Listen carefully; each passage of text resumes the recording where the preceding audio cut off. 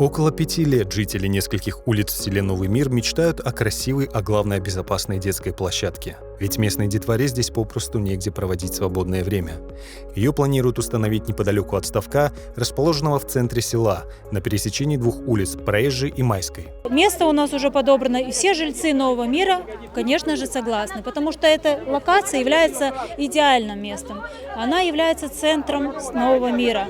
Здесь рядом находится остановка школьная для наших деток. Пока будем ожидать своих детей, наших учеников, можем играться с детками на этой самой площадке.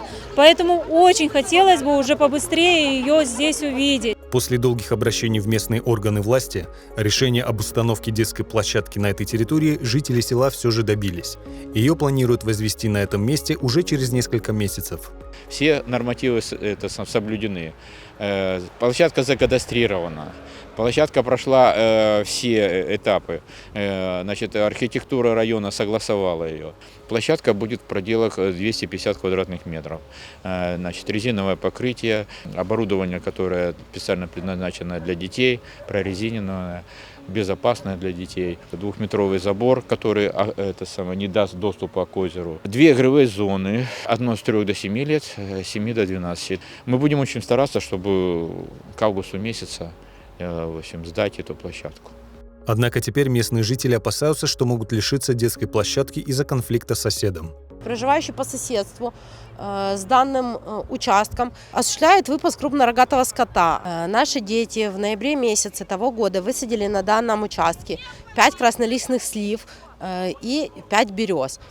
Они сами их садили, ходили, все это время их поливали. У нас испортили здесь полностью все деревья, стали поломаны. Категорично он против, несмотря на то, что выпасти скот можно через 150 метров. Мой скот, он ничего вреда не наносит. Он поел, видите, какая трава, он стоит сбоку дороги. Видите, вон, целая полоса этой травы. А если там бы скот пасся мой, да, примерно, там бычок или корова, там было бы чисто.